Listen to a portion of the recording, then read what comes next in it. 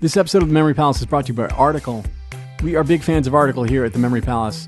This room of the palace, the ballroom where I'm sitting right now, it's palatial, trust me, is lit beautifully by a legit beautiful lamp from Article. This stuff is of extraordinarily high quality.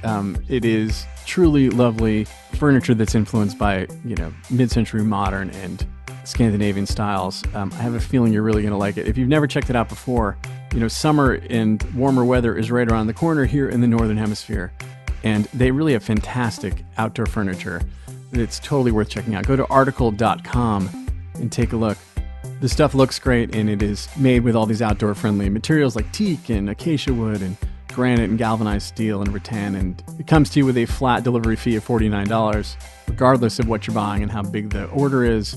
So go to www.article.com/memorypalace and get $50 off your first purchase of $100 or more. That is www.article.com/memorypalace. Go check it out.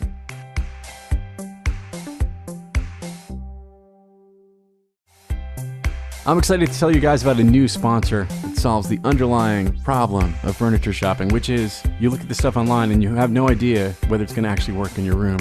Well, say hello to Modsy. With Modsy, you can see new furniture in a 3D model of your actual room and redecorate it until you get your room just right. You're going to send Modsy a few photos of the room, you're going to answer a short online style quiz, and that's it. Then you have this sort of 3D model of your room, and then you can take furniture that they have from all these great partners, like Crate and Barrel and West Elm, and spin them around, and you can see exactly how they're going to look in your space. And there's no more, crossing your fingers and just hoping it's going to fit, or crossing your fingers and just hoping that the colors aren't going to clash. You can swap stuff out until you find just the right thing you're looking for. So head over to modsy.com/memory and you can get yourself a 20% discount on your first room. That's modsy.com/memory. This is the Memory Palace. I'm Nate DiMeo. The rings were rectangular and smaller then, and John L. Sullivan could remember how the ropes felt against his bare back, how his hands felt in gloves for the first time. He could remember how his knuckles felt when they'd slam into a man's jaw, get in under his ribs, crack the bridge of his nose like ice underfoot. And he could remember getting hit, and remember not caring. Not during that night in 1878. It wasn't his first fight for sure. He didn't make it to 21 as an Irish kid in South Boston back then, if he didn't know how to throw a punch. But that night was the first time he got paid for it, in a tiny ring on a tiny stage, in between the comedians and the chorus girls and the magicians at a music hall in Roxbury. He could remember the man he fought, vaguely, Mike something. Could remember hitting him. Could remember how it felt good. Remember connecting with a big right to the jaw that knocked the big man out and sent him through the ropes and over the edge of the stage and into the orchestra pit and on to the cowering cellists and violinists below. Could remember turning to face the crowd, sweating, surely bleeding, and hearing it roar. At least he thought he could remember. It was a long time ago, and there had been so many fights and so much life between then and now, between Boston and St. Louis. It was the summer of 1904, and the greatest athletes in the world had descended upon the American Middle West for the Olympics. And the most famous athlete of all sat on a bar stool in a saloon on Market Street, talking per his contract to anyone who bought a drink, all day, all night. And the crowds came, lined out through the door, glad to see the famous man they had been reading about in the papers for years, the man some of them grew up wanting to be, the man they loved from afar, and whom they were now getting a chance to see up close. Celebrities are always so much smaller than you think they'll be. And Sullivan was too, even though he'd gotten so much larger lately. He wasn't the 195-pound panther who knocked out Patty Ryan in Mississippi, or knocked John Flood, the bullhead terrier, down 8 times in 8 rounds on a barge in the middle of the Hudson, floating free of New York's anti-boxing laws. He didn't look like the man who beat Jake Kilrain in 1889, bare-knuckled, in 108-degree heat in front of 3,000 people who were sure Sullivan was done for when he threw up right there in the ring in the 44th round, but then kept fighting until Kilrain quit after the 75th. That wasn't quite the same man who teetered on the stool at the end of the bar. 100 pounds heavier, his breath labored and rank, his face misshapen, puffed and pale from too many beers and too many shots of whiskey, too many shots to the head.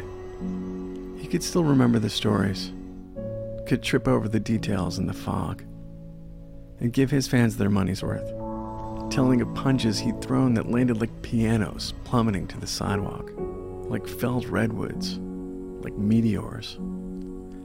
And the punches he took, the ones that knocked him down but not out, because John L. Sullivan, at least to John L. Sullivan, he still was in his own mind, was not a man you knocked out. He was a man who got up, even if he needed a little help now getting off the bar stool to pee. He told the drinkers of his coast-to-coast tour when he fought 195 times in 135 towns in 235 days, taking on anyone who stood up to challenge him, and taking home a king's ransom along the way.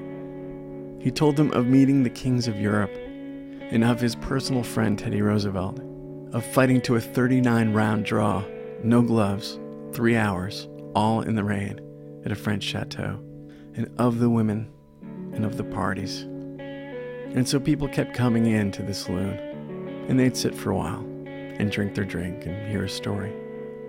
They probably didn't hear much about the one time he did get knocked down, by the younger, faster, fitter Jim Corbett, and how he came to on his back, looking up at the fuzzy halos of electric lights strung over the ring, long after the referee reached 10, and how he swore he'd come back, but hadn't yet, and how his drinking got worse, and sometimes he couldn't make it up on stage in his second career as an actor, how he'd forget his lines, how he'd wind up in the drunk tank, or wind up throwing someone through a plate glass window. He didn't tell them how all the stories kind of folded together and got harder to remember. He probably didn't talk about that with the people buying him drinks, but they probably noticed anyway. Maybe that's what they talked about on their way home, or told their friends the next day at work, because his stories didn't matter, not to them. They had their story. The time they met John L. Sullivan, the Boston strong boy. And Sullivan's time wore on, and he was still on the bar stool at the saloon in Market Street in St. Louis, getting sloppy and surly, sleeping with his head on the bar in the middle of the day. Days after the last of the crowds came in to hear one more story, and the bartender told him to get up and get going. And John L. Sullivan got up, because he was a man who gets up. He resolved that day never to drink again. He resolved to get back into fighting shape. He resolved to live clean from that day forward. And he didn't. He was an alcoholic. And he couldn't just burn that off with a jump rope and a medicine ball. And it destroyed his liver and made a mess of his insides. And the fights took care of the rest. And he died at 59 years old, which is young, but really. But let's go back to the bar stool. Where do we put our heroes when their capacity for heroism disappears? When their knees go? When their bat speed or their hops or their vertical or their velocity finally fails them? Finally fails us. There are halls of fame. There are highlight reels. Old timers days. There are cable networks with 24 hours to fill. And there are bar stools in St. Louis. There are casino lobbies in Atlantic City. There are folding tables set up at card shows